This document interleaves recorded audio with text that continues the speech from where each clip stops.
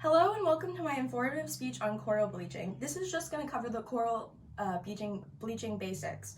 So this is a coral reef. This is an article from an Al Jazeera article on coral bleaching in Fiji. Note all the vibrant colors and all the life teeming within it. The death of coral reefs worldwide due to coral bleaching events is caused by carbon dioxide pollution, water pollution, and overfishing. It is putting in jeopardy the home of 25% of marine life and endangering 500 million people's food source. I got these statistics from chasingcoral.com, which also has a great Netflix documentary out that I really recommend viewing. I'm going to also quote Chasing Coral again and say, "This story matters because the earth matters. Coral reefs are the forests of the sea. Coral structure have at least 25% of the whole ocean wildlife. 500 million or more people rely on coral reefs for their food and livelihood." What exactly is coral bleaching? Coral bleaching occurs when the water rises to unlivable temperatures and basically boils the coral.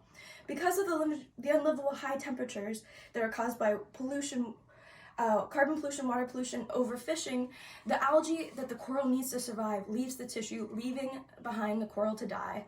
Basically, it turns very bright white, which might seem pretty, but it actually signifies that the coral is dead.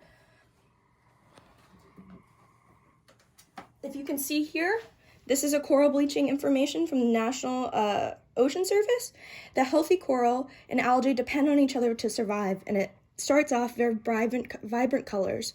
And then when the water temperature begins to rise and the coral is stressed, the algae leaves the coral, causing it to die. And the final step is the bleached coral, which is bright white and completely dead. It's more of like a skeleton.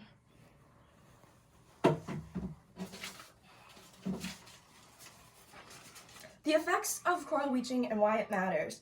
When the water temp rises, it leaves the coral extremely sick and vulnerable, ultimately leading to its bleaching and death. According to marineconversation.org, coral bleaching risks not only our oceans and wildlife, but the livelihood and food security of over 500 million people.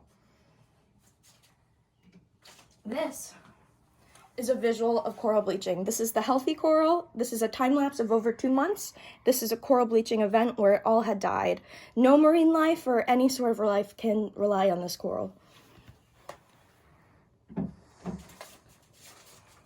conclusion, the coral bleaching taking place in our oceans and putting so many ocean and human lives in danger. If water temperatures keep rising, we'll see a catastrophic die-off of coral around the world. And within the last 2 years, the Great Barrier Reef has lost ultimately like 30% of its coral reefs. The effects of carbon pollution, overfishing, and water pollution can all be humanly stopped. We can all vote for legislation that would help stop coral bleaching in its tracks, which would save 25% of marine life and save 500 million people's food source and livelihood. Thank you so much for listening. Stay safe out there.